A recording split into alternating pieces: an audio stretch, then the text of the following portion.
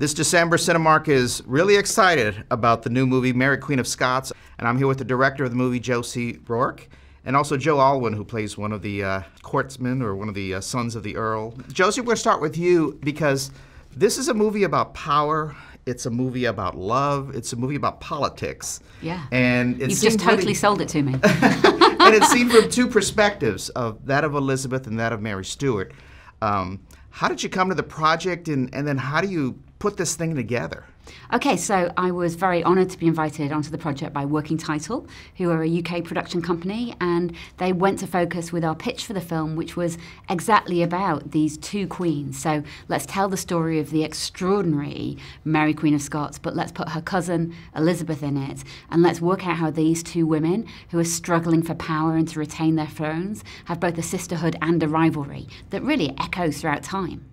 And it's neat the way that you in the movie kind of go back and forth between the two almost simultaneously. What's happening to one is happening differently to the other. Yeah, it's a psychodrama. They're in each other's heads, they're in each other's hearts, they're in each other's politics. And in a way, what the movie does in that rhythm is to drive us towards this epic meeting scene in which those two queens are face to face and tell the truth about themselves.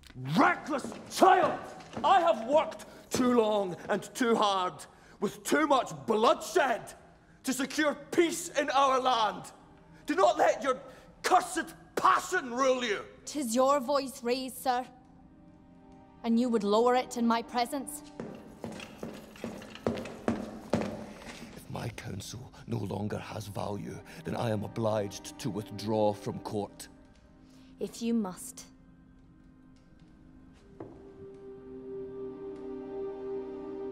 You had two marvelous actresses to portray the roles in Saoirse Ronan and in Margot Robbie. How did you find working with those two ladies and being able to have them capture the spirits of these two very diverse women, but also kind of pulled into the same situation? Yeah, I mean, I think in Saoirse and in Margot, I kind of think we all know or have realised by now that we have two of the greatest actors of their generation. And in terms of working with them, they are also the most brilliant, generous, curious, and prepared to really investigate material. I'm a theatre director by trade, and I'm all about acting and great acting, and those two women will really go there. Joe, with you get a chance to work with both of the actresses. How was it for you, working with each of them? Do you notice differences and similarities that you can kind of pull from to make your performance better? I mean, I didn't cross over with Saoirse too much actually in the story. I'm obviously sent up to Scotland at one point to ask to marry her, and she bats me away. But I'm mainly with Margot. But yeah, they're both, like Josie said, they're just really, really brilliant at what they do. And not only that, they're really great people to be around and very down to earth and humble and a lot of fun. Yeah. It was great fun. Now, one of the things that you do with this, and it's probably because of your theater background, Josie, is that you had a lot of rehearsal for this movie. Yeah. And Joe, how does that help you as an actor to be able to have the rehearsal time, maybe get to spend some time with Margot beforehand to kind of get your scenes really pulled together? It's great, yeah, it's really useful, and it doesn't always happen on a film, so to have 2 weeks getting to meet people, even if we were then going to divide up into Scotland and England, it was nice to kind of get a sense of the overall picture and sit around and talk about the text and what Josie was going for and what we were all going for, and speak to John Guy and who's the historian whose book the movie is based on. And I think when we first met, you were talking about your training as an actor and how much you'd enjoyed that and enjoyed the sense of process. So although Joe is obviously a movie star, he's also got stage chops as well and really understands the value of rehearsal and gets theatre. That was one of our early conversations. Yeah. It was very nice because it was like going back to the theatre.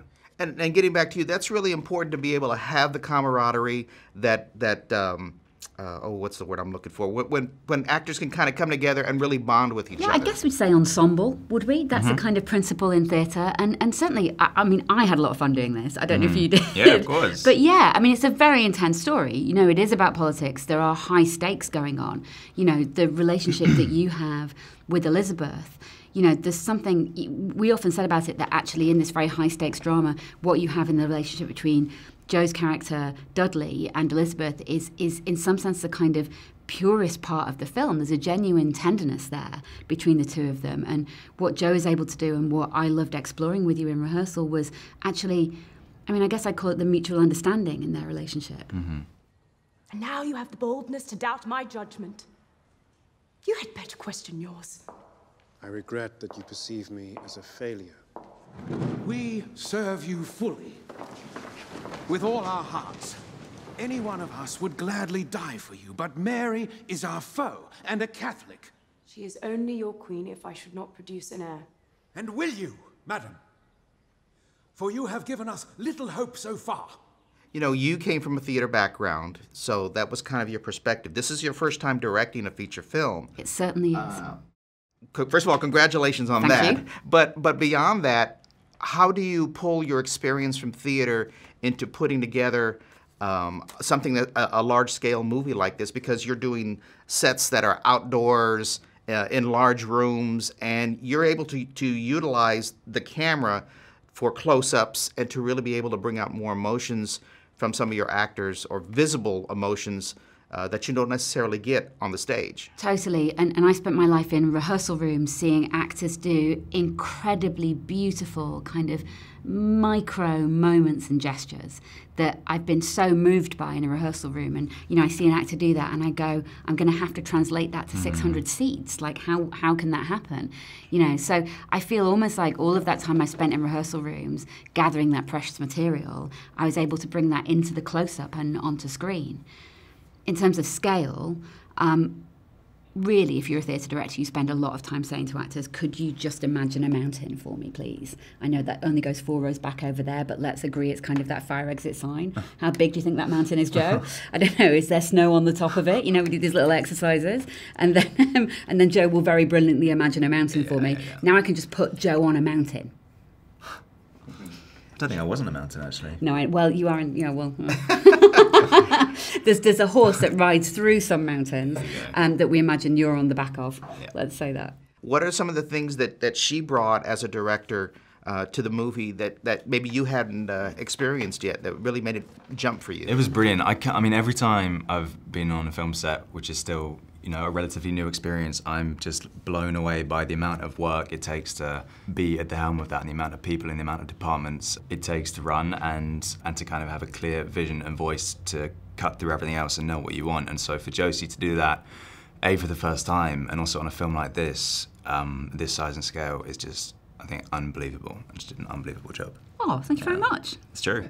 Now, one last question, and it had to do with the meeting scene, which, as you mentioned, was kind of like the main point of the movie. Yeah, we said that's kind of a Renaissance heat. So for me, like Margot Robbie and Saoirse Ronan, that's like Pacino and De Niro.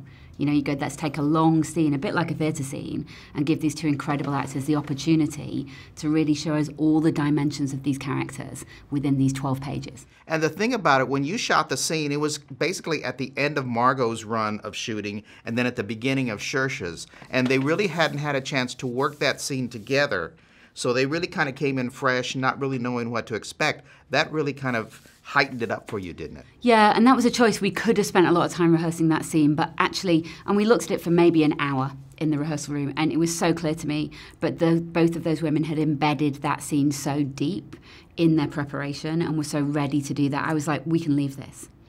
You know, and Margot said that reaction she has when she sees Mary for the first time, when tears spring to her eyes, she was not imagining that is what would occur. You know, we kept them apart, they didn't see each other in costume, we were quite careful, they didn't see what their look was as those two women, and what happens in that moment is intensely real.